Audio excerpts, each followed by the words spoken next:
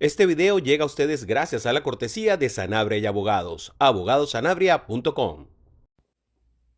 Hoy vamos a hacer este resumen live, en vivo, con Juan Pablo Guanipa. Vamos a hacer un paseo por todo lo que ha ocurrido en los más recientes días y horas para entender lo que está ocurriendo en Venezuela en este instante, en qué posición estamos en este momento y hacia dónde vamos, pues, hacia dónde. Solo de hacerles un pequeño paseo por los temas que quizás vamos a tocar. ¿Por qué Maduro hace estos cambios, estas modificaciones dentro de la Fuerza Armada, dentro del SEBIN, la DIGESIM, justo horas después que María Corina Machado envía este anuncio a los soldados venezolanos?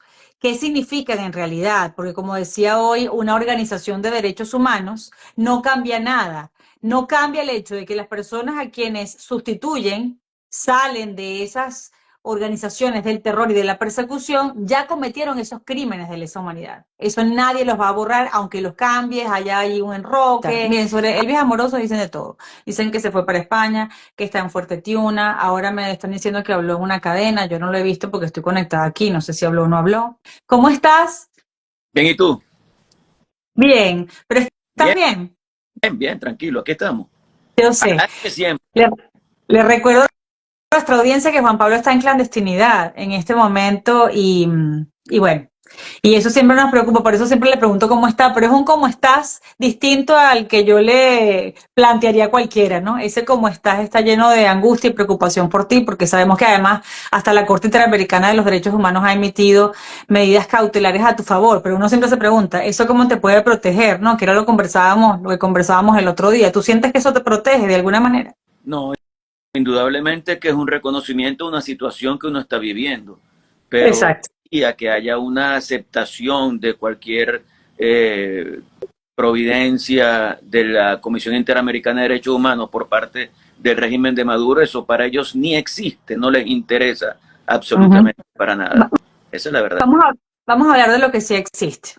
Este mensaje de María Corina Machado al soldado venezolano, como ciudadano, me encantó cómo ella lo llama ciudadano militar, porque es verdad, son ciudadanos también, no son algo extraño y diferente al resto de la sociedad, mucho menos cuando en todos los centros de votación cercanos a los cuarteles o a los fuertes militares, ganó Edmundo González. Entonces, después de ese mensaje justo, Maduro hace estos cambios en la Fuerza Armada, que los tenía bien retrasados, y además sustituye a quienes han sido señalados por crímenes de lesa humanidad en el SEBIN y en el DIGESIN.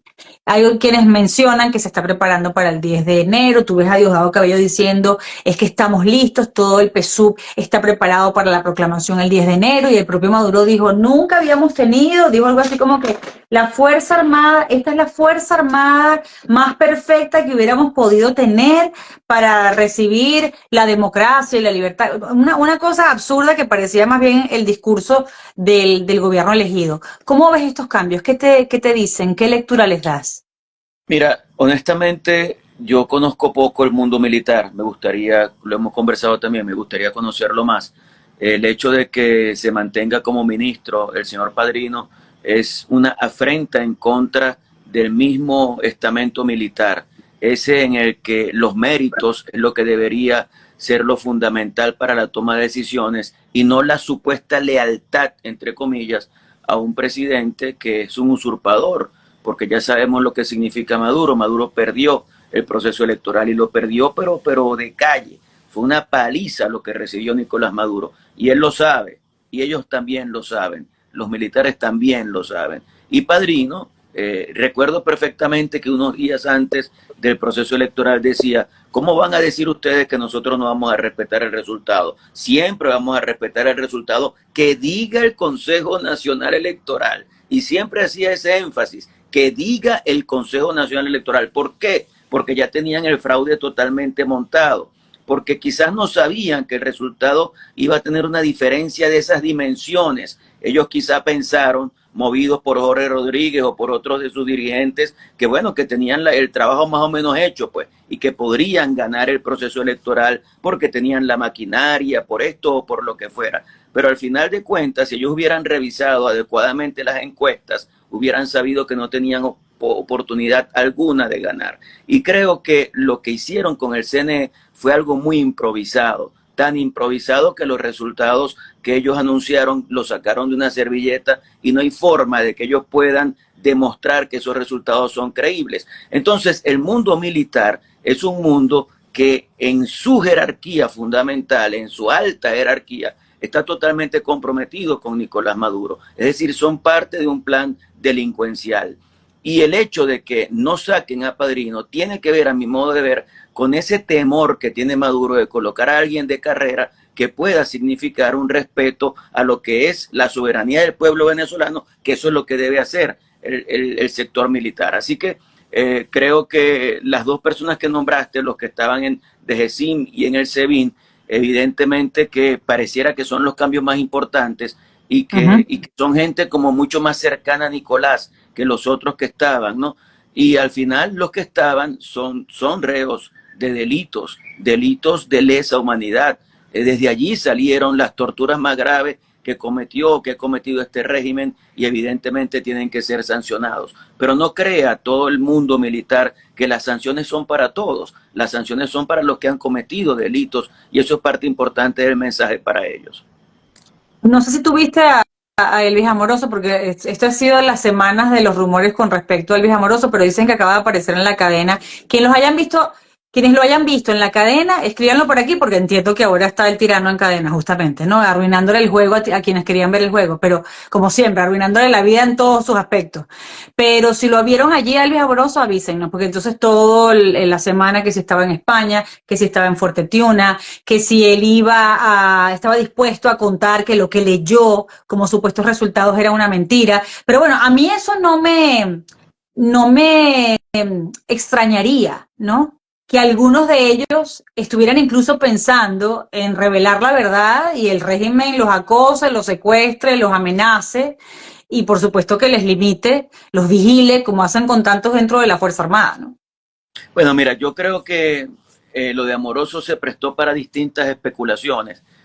Yo no es que esté muy informado, pero a mí lo que me dijeron es que él había ido a Europa, no recuerdo a qué país, a visitar a un hijo, al hijo que estuvo enfermo y que ya está en proceso de recuperación, en terapia y esas cosas, y él supuestamente lo fue a visitar. En definitiva, si ya salió en la cadena, ya está allí. Y de alguna manera se acabó el rumor. Con el fraude que él ayudó a cometer y con la barbaridad que hicieron ese día, que es algo que no tiene nombre, apellido, pies ni cabeza.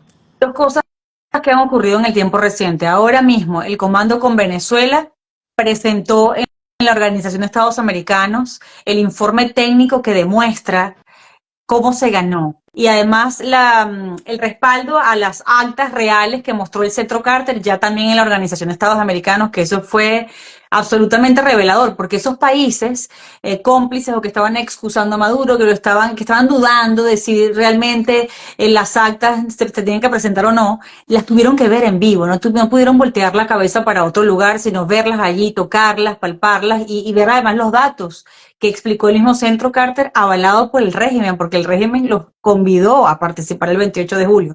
No es el Centro Carter del gobierno electo, es el Centro Carter al que le dio reputación y credibilidad el mismo régimen. Ese fue el Centro Carter que mostró esas actas. Y hoy el comando muestra también, o explica de manera técnica, cómo se logró todo esto. ¿Quieres añadir algo sobre, además, lo que queda demostrado? Esas actas que ustedes tienen no son las que ustedes tienen. Son las mismas que tiene Maduro, ¿y por qué no las muestran? ¿Por qué dicen lo que ustedes mostraron que dice, no? No tiene forma Nicolás Maduro de falsear lo que pasó. No tiene forma de construir todo un sistema electoral para cambiar las 30.000 y tantas actas. Y el informe que se dio hoy, que por cierto estuvo en la voz de Gustavo Silva, que es un técnico a quien yo respeto mucho y que creo que tiene un criterio además político muy claro. Creo que está muy claro en todo lo que ha venido sucediendo. No sé si tú lo has entrevistado, pero realmente vale la pena. Hoy lo entrevisté.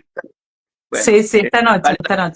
Vale la pena porque es una persona que no solamente, como te digo, tiene el criterio técnico, sino que tiene mucha claridad política en lo que ha venido pasando en el país. Y esas cosas ayudan mucho. Nuevamente, el señor Washington Abdallah vuelve a dar un discurso sumamente interesante y comprometido, apasionado con lo que es la realidad de lo que está viviendo el país. Y dice algo muy cierto: tenemos que seguir, tenemos que darle y darle y darle y darle y darle hasta que lo logremos. No podemos desfallecer, no podemos bajo ningún concepto bajar la guardia. Y ese es el esfuerzo que tenemos que realizar de aquí al 10 de enero y hasta cuando sea necesario. Así que creo que lo de hoy fue otro triunfo, ahora a nivel internacional, como fue el triunfo del Centro Carter también allí en la OEA y como ha sido la opinión del panel de expertos de la ONU, que fue otro grupo que también de alguna manera, lo podemos decir entre comillas, legitimó Nicolás Maduro y que después salieron con una claridad prístina a decir que era lo que había pasado en el proceso electoral. Mira, me están diciendo que ahora pequeño crudo soy yo, que me veo más blanca que tú, que ya es decir. Bueno, yo estoy agarrando sol por lo menos, si logro, no Ya estoy te en un estoy sol, viendo. no estoy en un sol. Mira, quería preguntarte por lo que dijo Nicolás Maduro sobre María Corina, que María Corina no está en Venezuela. ¿María Corina está en Venezuela, Juan Pablo? Ella está en Venezuela, yo hablo con ella con cierta regularidad y ella está en Venezuela. Es la verdad de todo esto. Nicolás Maduro ha vivido en el mundo de las especulaciones, de las mentiras. Hoy salen algunos agentes de él y repetidores de él a hablar como si fuera ya una realidad. Es como una página, no quisiera decir su nombre, pero hay una página que se llama Polianalítica, ¿no? Que cada vez que Diosdado Cabello dice algo, Polianalítica lo repite como si fuera absolutamente cierto. Es decir, no dice Diosdado dijo tal cosa, sino Diosdado informó tal cosa, como si fuera absolutamente cierto. Bueno, así están haciendo los repetidores de Maduro. Como ya María Corina se fue, ya nos informó el señor Maduro que María Corina se fue, que sigan creyendo que las cosas son así y que sigan creyendo que nosotros estamos en esto, en una actitud de entrega o de pensar que todo terminó. Para nada en absoluto. Ella está y está haciendo todos los esfuerzos para que la lucha interna se intensifique y para que la lucha internacional también sea un factor importante de presión en contra del régimen. Así que bueno, hay que seguir adelante. Mira, aquí te preguntan cómo se va a montar Edmundo González el 10 de enero. Mira, yo no puedo garantizar que eso vaya a ser así. O sea, yo creo que lo que debe ser es eso. El deber ser es que Edmundo González sea el presidente, que seguramente el 10 de enero. Eso es lo que establece la Constitución. Eso es lo que sucede cuando pasa lo que pasó el 28 de julio en Venezuela. Él fue el que ganó el proceso electoral. No hay dudas de eso. Y por eso tenemos que seguir empujando hacia el acorralamiento al señor Nicolás Maduro. Nuestro trabajo tiene que ser hacia la desestabilización de un régimen que ha acabado con la democracia en Venezuela, que ha acabado con la libertad y que pretende asumir un periodo de 6 años después de haber perdido dramáticamente el proceso electoral. Así que si tú me dices, me preguntas a mí, ¿cómo va a ser Edmundo para posicionarse el 10 de enero? Creo que nosotros, que estamos a un poquito menos de 3 meses del proceso electoral, tenemos la obligación de seguir generando presión interna y presión internacional. Y lo que debe pasar el 10 de enero es que quien seguramente es Edmundo González, pero tenemos que ver cómo logramos incrementar esa presión de aquí a allá. Mira, ¿qué significa para ti este regaño público que le hace Iván Gil, el canciller del régimen de Maduro, a Tarek William Saab? Tarek William Saab se sienta en lo que es hoy Globovisión, que no es Globovisión, no es la Globovisión de mis 18 años en Globovisión.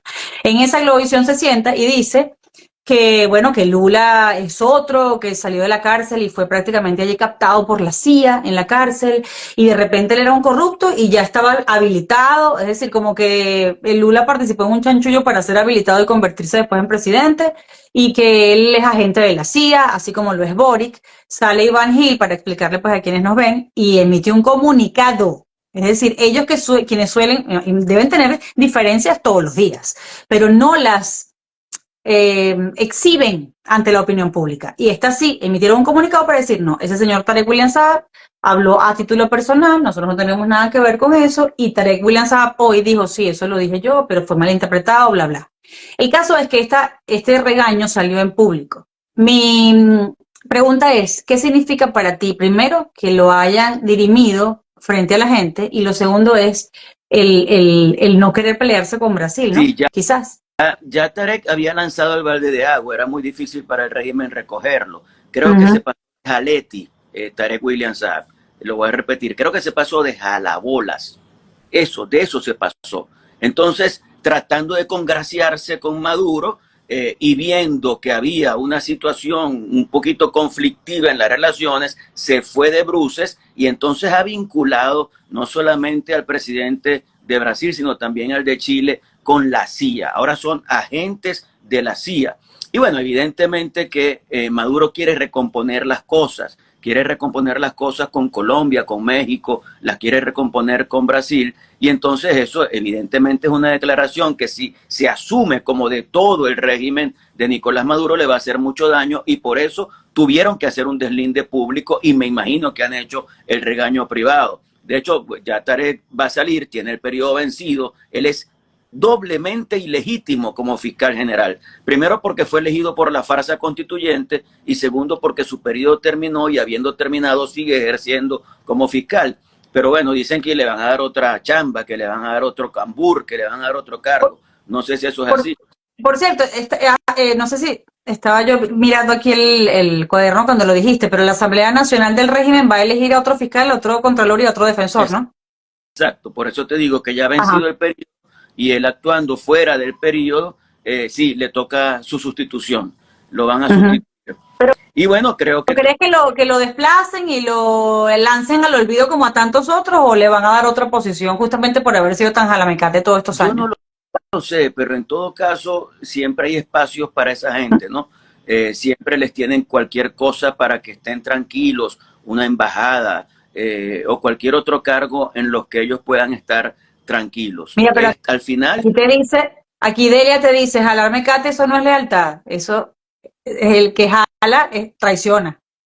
Bueno, eso puede ser también. Al final, él quiso fue congraciarse con Maduro y con sus cómplices, y bueno, se equivocó y le generó ese problema al régimen que tuvo que resolverlo con ese comunicado. Ahora, ¿está resuelto? Yo creo que no. ¿Está resuelta la relación de Maduro con el presidente de Brasil, con Lula da Silva, o con Petro en Colombia? Yo creo que no. Yo creo que no. Y tengo que decirte también, hoy vi las declaraciones de la presidenta de México y las lamenté muchísimo, ¿no? Porque son unas declaraciones muy pusilánimes, son unas declaraciones en las que dice, no, mira, hay un principio muy básico que es la autodeterminación de los pueblos y nosotros somos totalmente imparciales en el tema de Venezuela. Eso no está bien, y se lo digo a la presidenta de México, eso no está bien, porque cuando hay una injusticia que se está cometiendo en un país, tú no puedes ser imparcial. Tú tienes que fijarte en lo que está pasando y asumir una posición. El ser imparcial muchas veces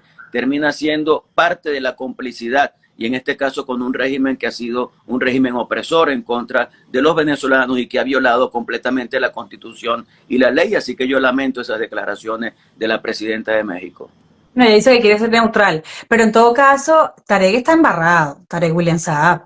Es decir, él mismo ha dado órdenes de capturar, ha inculpado a niños, a adolescentes, a inocentes, a tanto inocente, él mismo con su voz. Es decir, si el régimen quería tener a una figura para usarlo como chivo expiatorio para que fuera el centro de todas las acusaciones e investigaciones, es él. No hay manera que él se pueda librar de la justicia internacional. Otros sí. Claro, pero fíjate tú que además Tarek William Saab se autocalifica como defensor de los derechos humanos. O sea, mira tú la contradicción. Defensor de los derechos humanos. No solamente llegó al extremo de poner presos y de enjuiciar a niños, niñas, adolescentes, sino que fiscal que se negaba a iniciar un proceso en contra de cualquier detenido porque le parecía injusto, es fiscal que está detenido. Hay por lo menos 2 fiscales detenidos porque se negaron a imputar a personas por considerar que sencillamente no había ninguna fórmula, ninguna razón para que pudieran estar detenidas o para llevar adelante un juicio. Y por esa razón, por no conseguir méritos para enjuiciarlo, están presos esos fiscales. Y eso lo hizo Tarek, él mismo lo anunció en radio y televisión diciendo que había tomado la decisión de poner presos a los fiscales porque no habían actuado con celeridad. No, sencillamente consideraron que no había mérito para ese enjuiciamiento y no lo hicieron. Mira, ahí en nuestras transmisiones siempre se meten los chavistas y yo no los saco, a menos que, bueno, que se pongan a insultar, etcétera. Pero yo los dejo porque a mí me interesa que escuchen mensajes como el tuyo, por ejemplo. Y ustedes son libres, yo no les voy a decir que no lo insulten, que no le respondan, ustedes son libres porque son libres también ustedes, quienes no son chavistas, de responderle. Pero él acaba de escribir que tú vas a ir preso. ¿Qué le dirías a eso? Bueno, yo no sé de qué se jacta con respecto a eso. Lo que sí te puedo decir es que no hay ninguna razón, ni jurídica, ni política, para que yo vaya preso. Ahora, si voy preso es porque ellos están buscando detener a quienes estamos en una lucha en favor de la democracia y la libertad. Ahora, ¿de qué se jactan? ¿Qué sentido puede tener que diga, sí, tú vas preso, tengo 2.500 presos, eres que más fuerte que los demás, eres más honesto que los demás? O sea, luchas por qué? O sea, ¿por qué se han envilecido tanto? ¿Por qué han llegado al extremo de envilecerse pensando que es algo muy sabroso poner a los demás presos? Es que yo me pongo, mira, en el pellejo de las madres que tienen a sus hijos menores detenidos y que ya tienen 2 meses, van para 3 meses detenidos, que varios han intentado suicidarse, que varios sienten que no hay ninguna razón para estar allí, por haber puesto un WhatsApp, por haber puesto un estado, por haber puesto un tweet, por haber dicho algo, por haber sido lo que sea. O sea, no hay ninguna razón para que eso esté pasando y lamentablemente está pasando. Es como cuando veo a algunos de los agentes de Maduro. ¿Saben quién se va a juramentar el 10? Nicolás Maduro. ¿Y de qué te jactas? ¿De qué te jactas para decir eso? O sea, ¿qué consideras tú si tú sabes que Maduro cometió un fraude?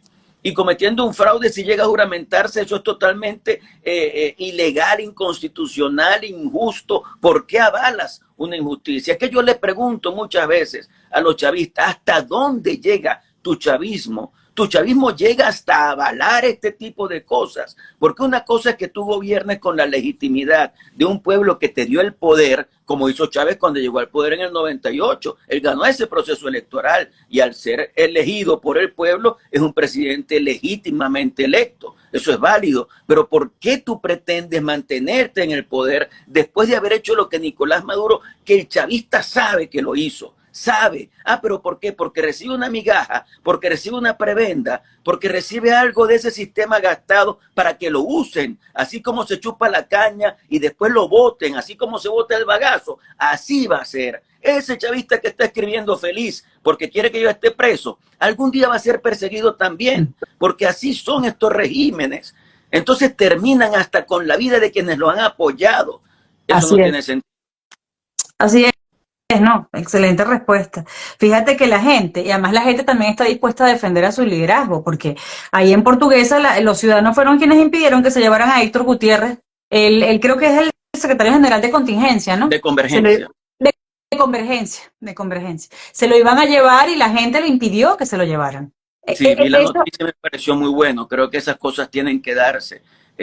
No podemos nosotros pensar que podemos estar aislados de lo que está pasando. Y cuando algo como eso vaya a pasar, es bueno que los demás los acompañemos y que evitemos que esas cosas puedan suceder. Es un buen ejemplo.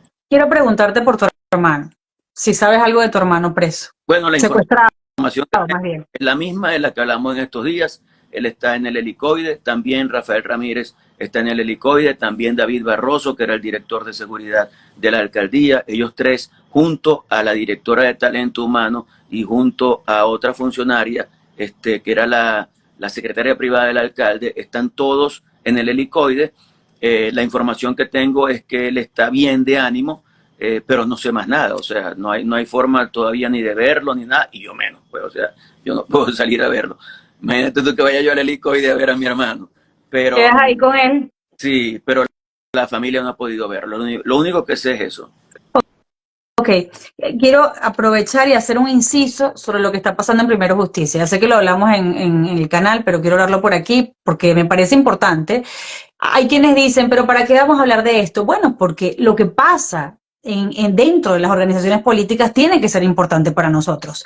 Si Enrique Capriles, perdón, que me están llamando y llamando insistentemente, si Enrique Capriles acusa a Julio Borges de supuestamente quedarse con un dinero y con un dinero que es patrimonio de los venezolanos, yo quiero saber si eso es verdad. Es decir, vamos a empezar por ahí.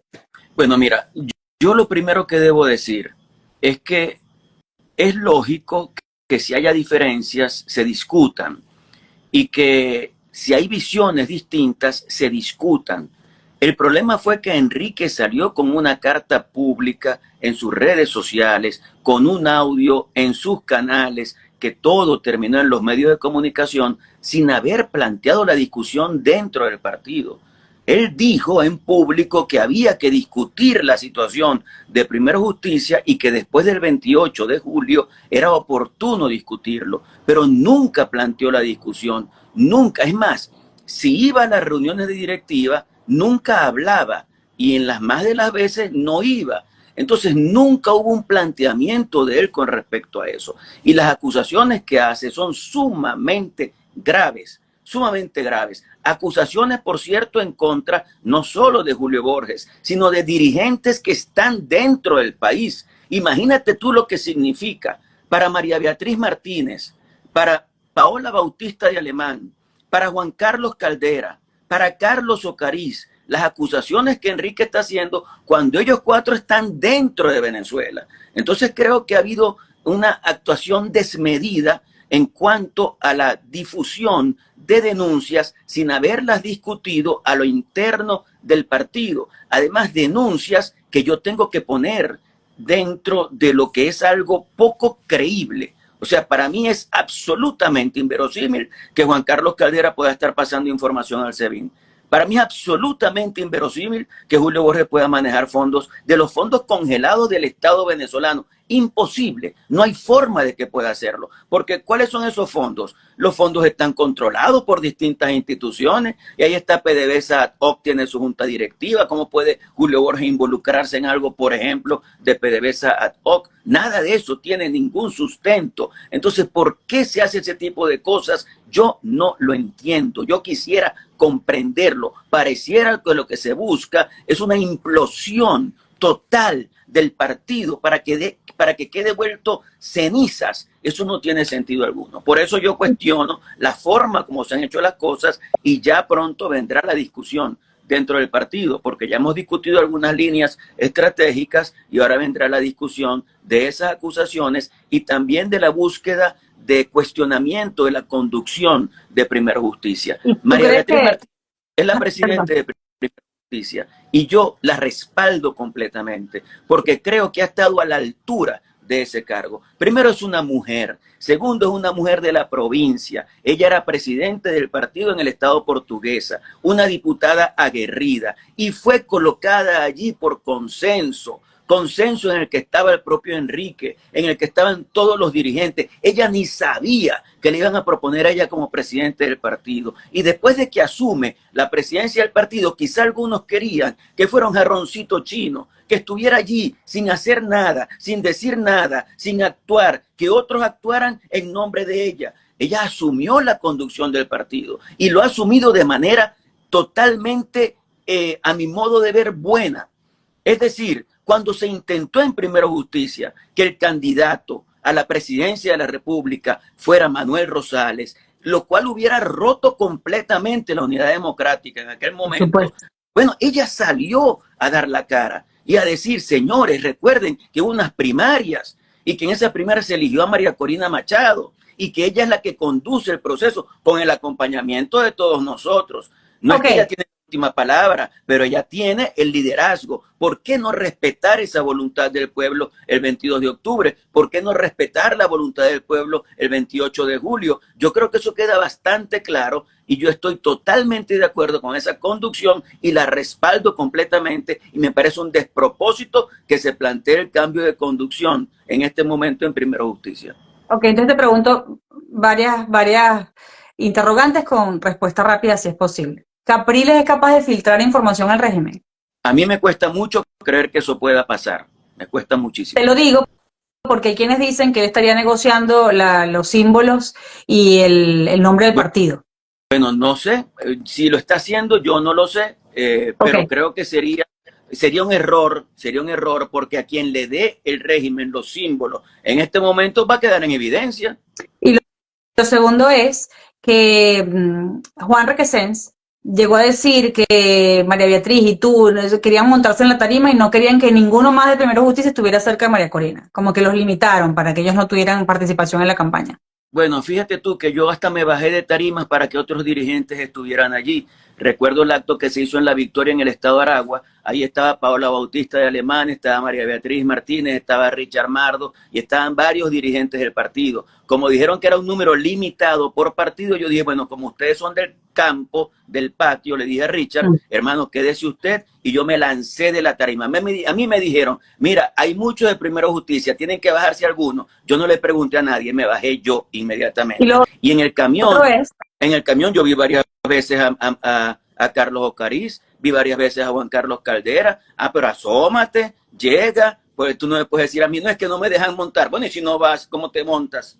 Ajá, y la otra pregunta que te tengo es que también acusan a Capriles de intentar arrastrar al partido a desconocer, a pasar la página de lo que pasó el 28 de julio y empezar a mirar a las elecciones regionales y locales. Mira, están hablando ya de elecciones regionales y locales. Y yo creo que el centro de nuestra atención tiene dos fechas en este momento, 28 de julio y 10 de enero. Ese es el centro. Si alguien quiere ser alcalde o gobernador, luche para que Edmundo González asuma la presidencia de la República, luche para que logremos que la presión que podamos hacer obligue a Nicolás Maduro a reconocer el resultado. Ahí sí pueden venir todas las aspiraciones que quieran, pero en este momento creo que tenemos una cosa muchísimo más importante que una elección de gobernador o de alcalde o de miembro de la Asamblea Nacional, que es exigir el respeto de la voluntad del pueblo venezolano manifestada el 28 de julio. Ya dejo ese tema. 40 trabajadores de PDVSA, sus familiares denuncian que los secuestraron y se los llevaron a Caracas. Son trabajadores de Maturín y Puerto La Cruz. Se los habrían llevado a la 10ª en Caracas. ¿Tienes información sobre eso? Si se lo están haciendo a otros trabajadores, además de la administración pública, por ejemplo. No tengo información y no sé cuál es la razón. ¿Qué razón están dando? No, ninguna. La verdad es que no hay información, justamente no hay información, no permiten verlos, pero lo mismo le han hecho a otros trabajadores también, incluso a 2 diputados de la Asamblea Nacional del Régimen, tú sabes, sí. a dos diputados quienes habían votado por Edmundo González. En efecto, han votado gente por haber votado por Edmundo González y han impedido la participación de estos 2 diputados por haber manifestado que votarían por Edmundo González. Imagínate tú hasta dónde están dispuestos estos señores a llegar. Mira, algo que me parece importante. Vicente Díaz hoy habló y dijo que no se trata de cambiar leyes, sino de cumplirlas. Es verdad, con respecto al supuesto diálogo de Jorge Rodríguez, al que nadie fue, por cierto. Es decir, fracasó rotundamente, ¿no? Pero, me iba a agarrar los lentes, mira la maña mía. Pero él dice que hay 2 visiones frente al 28 de julio. Hay 2 visiones frente al 28 de julio. O es que quien perdió no quiere reconocer al que ganó. Eso no son 2 visiones. Mira, es muy difícil decir hay 2 visiones, porque el 28 de julio pasó una sola cosa, y la verdad es una. No hay una verdad para uno, una verdad para el otro. No, la verdad es una. Lo que pasó ese día fue que ganó Edmundo González, y que ganó abrumadoramente. Y este tema de la reforma electoral, de las leyes electorales, tiene que ver más bien con la posibilidad de atornillarse en el poder y respetando la voluntad del pueblo, porque te aseguro que van a venir con distintas cosas. Por ejemplo, que si un consejo comunal elige a un diputado, o que si los diputados se eligen por elecciones de segundo grado, o que ya no hay circuitos, sino que los circuitos son los sindicatos, los pescadores, ese tipo de cosas. Van a empezar a hacer cosas para tratar de torcer la voluntad del pueblo venezolano, y yo por eso no puedo creer en ninguna buena intención con respecto a esas leyes. Me sorprendió mucho la declaración del gobernador del Zulia diciendo que le parecían muy interesantes. Yo no sé qué de interesante puede tener esa reforma legislativa en materia de procesos electorales. De interesante no tiene nada. Bueno, perdóname, Juan Pablo. Si hasta el embajador de Estados Unidos en Colombia y Venezuela dice que le parece un espacio democrático interesante las elecciones regionales y locales, que después Blinken se volvió a concentrar en el discurso, ¿no? Pero claro, son deslices que se cometen en algunas oportunidades, quizás por desconocimiento o porque te llegó la pregunta y no tenías mayor información y quisiste salir de la pregunta. Es mejor decir, chicas, sobre eso no sé. Vamos a esperar que salga. Ahora, vamos a ver cómo es el asunto. Tú sí sabes qué podemos hacer de aquí al 10 de enero, qué debemos hacer y cuáles son las próximas acciones, las que puedas adelantar, en las que nosotros podamos ser copartícipes. Bueno, mira, digamos, el mensaje para que la gente sepa que hay algo que se está gestando, que así como se gestó este año y medio que nos llevó a una victoria. Una victoria que, como decía el embajador Washington, vale triple porque fue frente a un régimen tiránico y totalitario, obviamente. Sí. Sí, mira, hemos dicho que tenemos que reiniciar la lucha desde abajo con la visión comunitaria, logrando que la gente en su comunidad se organice, y es lo que intentamos hacer el 28 de septiembre, donde hubo la participación de aproximadamente, según los números que vi, de 500 a 600 actividades en todo el país, pero sí hay que intensificarlo, como hay que intensificar la presión desde los sectores que están saliendo a protestar. Hoy, por ejemplo, hubo protestas, ayer hubo protestas que tienen que ver, por ejemplo, con los aguinaldos, con las luchas de los trabajadores. Esas protestas hay que intensificarlas y hay que tratar de lograr que se asuma que esas protestas se dan porque Maduro está usurpando la presidencia de la República y hay que sacarlo. Hay que intensificar la presión. Viene ya el 28 de octubre, también tendremos actividades para esa fecha. La idea es ir incrementando actividades que nos permitan que la presión sea mayor y que eso sirva junto a la presión internacional que ha funcionado de manera formidable, que eso sirva para que haya un reconocimiento del resultado electoral del 28 de julio. Complejo todo, como te lo he dicho, complejo es, pero hay que seguir para adelante. Si dependiera de ti, el mensaje que deba ser difundido a la Fuerza Armada y a los trabajadores del Poder Judicial, como lo hizo María Corina en estas horas, ¿qué les dirías tú? Mira, a los integrantes de la Fuerza Armada, que hay una soberanía popular que hay que respetar, que ellos son garantes del respeto a la soberanía popular y que es fundamental que el ejercicio de la soberanía se manifiesta a través del voto. Es fundamental respetar el voto. Piensen que ustedes son parte de la comunidad. Ustedes tienen esposas, ustedes tienen hijos, esos hijos y esas esposas no la están pasando bien. No digo los hijos y esposas del alto mando militar, pero sí digo de los demás. Todos los demás la están pasando muy mal. Bueno, es muy importante que ellos entiendan que lo que está pasando es algo que afecta completamente a la nación venezolana. Igualmente a los que son funcionarios del Poder Judicial. O sea, miren, la justicia es la labor más importante en cualquier país. Decía Osorio en El alma de la toga, que es un libro que utilizamos mucho los abogados porque es de ética jurídica, decía que la labor del juez está entre los hombres y los dioses. Decía eso el señor Osorio. Y que ser juez significa entregarte al equilibrio, entregarte a la justicia, entregarte a lo que es adecuado. ¿Cómo vas a ser juez para recibir una llamada de Miraflores que te diga qué tienes que hacer en un juicio? Y además lo dice más adelante. O sea, tienes la desfachatez de decirle a una persona, no, mira, es que hubo una llamada y me obligaron a tomar esta decisión. Deja de ser juez. Si tú no puedes actuar en función de la justicia, entrega esa responsabilidad. No la utilices ¿por qué lo estás haciendo? ¿Por qué? ¿Por dinero? ¿Por un sueldo? ¿Por una prebenda? ¿Por algo que te van a dar? No tiene sentido. La labor de ser juez es demasiado importante. Yo diría, mira, es más, yo he planteado que en las escuelas de derecho haya una bifurcación, de manera que en un momento final de la carrera, quienes quieran ser juez pasen a otro tipo de formación en la que logren tener las herramientas básicas para poder ejercer adecuadamente lo que significa hacer justicia. Es demasiado complejo, es demasiado sublime para que caiga en el lodazal en el que ha caído la justicia venezolana. ¿Y tus hijos cómo están, Juan Pablo? ¿Sabes por qué te lo pregunto? Siempre te lo pregunto, porque es algo que siempre me preocupa mucho. Te pregunto cómo están tus 5 hijos, porque aquí te decía uno de los seguidores, te necesitamos en libertad, Juan Pablo. ¿Cómo puedes evitar tú mantenerte en libertad? Cuando te han intentado secuestrar 3 veces, cuando estás ahora en clandestinidad, cuando acaban de expulsar a Edmundo González, cuando los están vigilando, cuando los están cazando.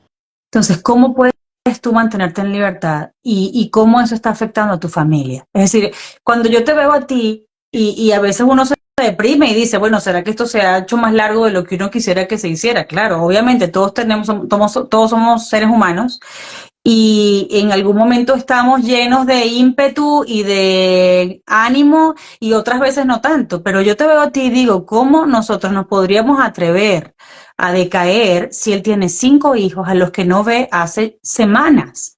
Y sigue allí, persiste, tiene a un hermano secuestrado por el régimen y persiste y da entrevistas e insiste, como dices tú. en decir la verdad, en contar la verdad. ¿Cómo puedes mantenerte libre, Juan Bueno, Pablo? realmente es muy complejo. El tema de la familia es muy complejo. Yo diría que demasiado complejo. Son 5 muchachos, ya son 3 meses. Voy a cumplir 3 meses que no los veo y obviamente eso a ellos les pega, pero yo creo que a mí me pega más. Ellos están en su día a día, están en su día a día, están en el colegio, como te dije la otra vez, colegio, danzas, inglés, gimnasio, bueno, cada quien en lo suyo, cocina, música, fútbol, tratando de que el día lo ocupen mucho en lo que son las actividades escolares y las actividades extracurriculares, pero muy pendiente de ellos. Yo hablo con ellos todos los días. Hacemos videollamadas de grupo y también hago conversaciones directas con cada uno de ellos, aparte, pues, o sea, privadas, para ver cómo están y cómo les está yendo, ¿no?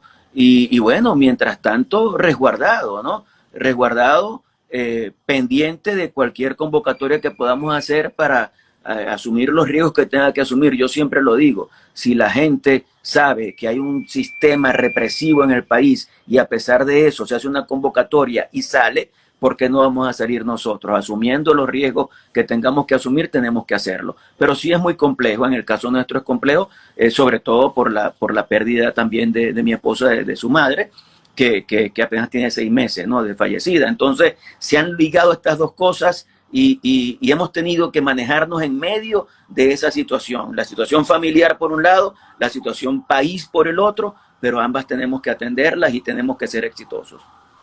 Juan Pablo, muchísimas gracias por este tiempo, siempre por alzar la voz, siempre por hablar con tanta gallardía.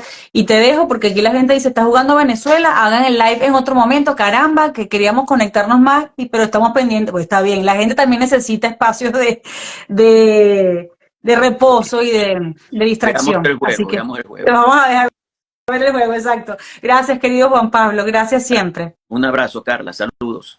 Igual para ti.